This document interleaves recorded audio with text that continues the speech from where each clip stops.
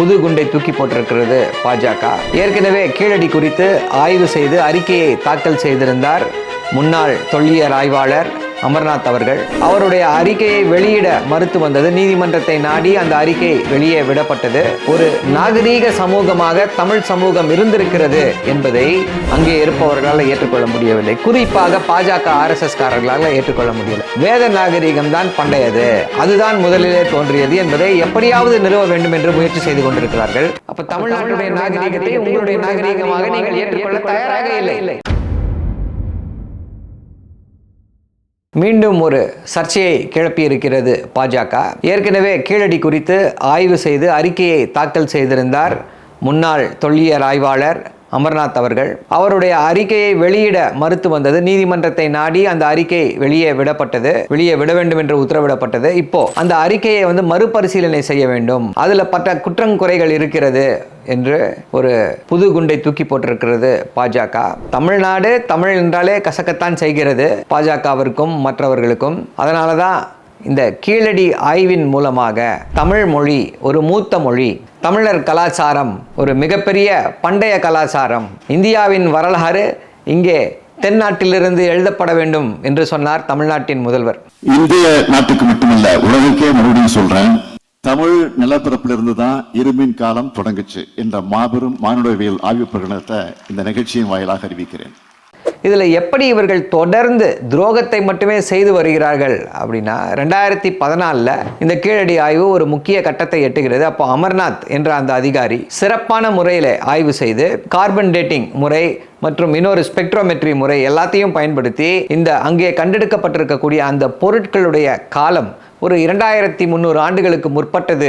அங்கே கண்டுபிடிக்கப்பட்டிருக்கக்கூடிய இரும்பு, மற்றொரு இடத்துல கண்டுபிடிக்கப்பட்டிருக்கிற இந்த இரும்பு பிரச்சனை இதெல்லாம் ஒரு 5000 ஆண்டுகளுக்கு முற்பட்டது அப்படின்ற அந்த விஷயங்களை எல்லாருமே வெளியே தெரிய வந்தது.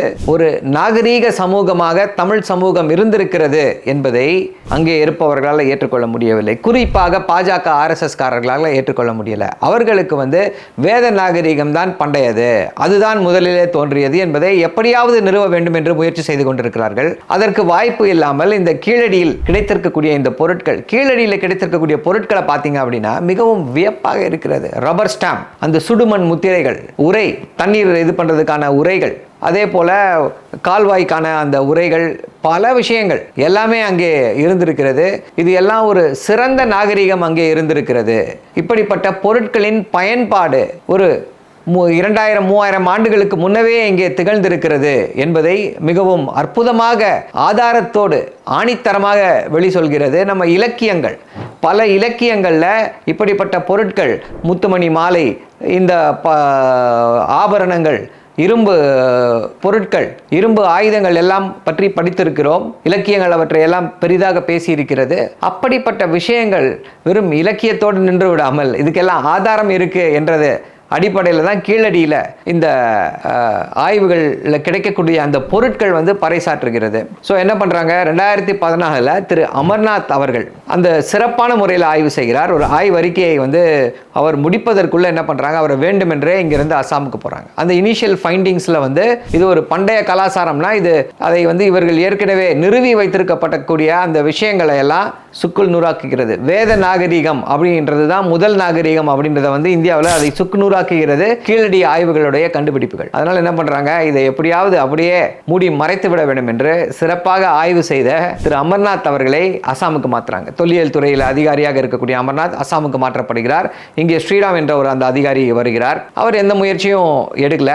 அதன் பின்னர் உடனடியாக ஒரு நீதிமன்றத்தில் வழக்கு தாக்கல் செய்யப்படுகிறது. அதாவது இப்படிப்பட்ட ஒரு பழமையான நாகரீகம் இருக்கு அப்படின்னா இதை ஒட்டுமொத்த இந்தியாவும் கொண்டாட வேண்டும்.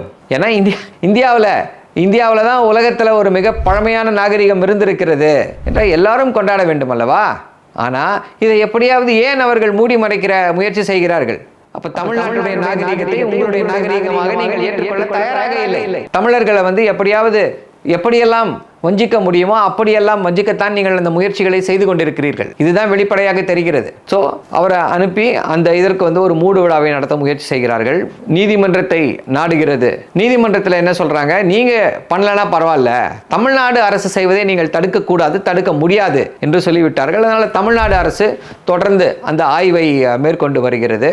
ஸோ இந்த ஆய்வுகள் தமிழ்நாடு அரசு செய்து கொண்டிருக்க போது அங்கே தமிழ்நாடு அரசு இப்போ வந்து அங்கே கீழடியில் ஒரு அருங்காட்சியகம் அமைக்கப்பெற்றிருக்கிறது மற்றும் அந்த ஆய்வுக்கு தேவையான எல்லா விஷயங்களையுமே தமிழ்நாடு அரசு செய்து கொண்டு வருகிறது. இப்போ ஏற்கனவே செய்த ஆய்வுகளின் அடிப்படையில் அவர் ஒரு அறிக்கையை கொடுத்தார் அல்லவா, அந்த அறிக்கையை வந்து ஏற்றுக்கொள்ள முடியாது அப்படின்னு சொல்லியிருக்காங்க.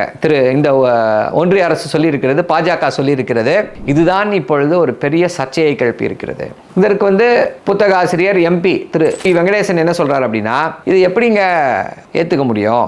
அதாவது ஒருத்தர் அறிக்கை கொடுக்குறாரு அப்படின்னா அவர் என்ன பிஹெச்டி தீசிஸா பண்றாரு, அதை வந்து இன்னொருத்தர் சரிபார்த்து அது சரியாக இருக்கிறதா இல்லை, அவர் அறிக்கை அது எப்படி, அந்த அறிக்கையை வந்து நீங்கள் அப்படியே கொடுங்க, அதில் குற்றம் குறைகள் இருக்கு இல்லை விட்டு போயிருக்கு அப்படின்னா we will take it as it is என்ற அடிப்படையில் அவர் சொல்றாரு. ஆனால் ஒன்றிய அரசு அதை ஏற்றுக்கொள்ள தயாராக இல்லை. நம்ம கேள்வியெல்லாம் ஒரே கேள்விதான், உங்களுக்கு ஏன் தமிழ் நாகரிகம், தமிழ் சமூகம் ஒரு பண்டைய சமூகம், மிகவும் ஒரு வரலாற்று சிறப்புமிக்க ஒரு சமூகம் என்பதை ஏற்றுக்கொள்ள மறுக்கிறீர்கள்? நீங்களும் தானே சேர்ந்து கொண்டாட வேண்டும், தமிழ் மக்களோடு சேர்ந்து நீங்களும் தானே கொண்டாட வேண்டும், இந்தியாவில் அல்லவா இது கிடைக்கப்பெற்றிருக்கிறது என்ற அந்த கேள்வி எல்லார் மனதிலும் எழுந்து கொண்டிருக்கிறது.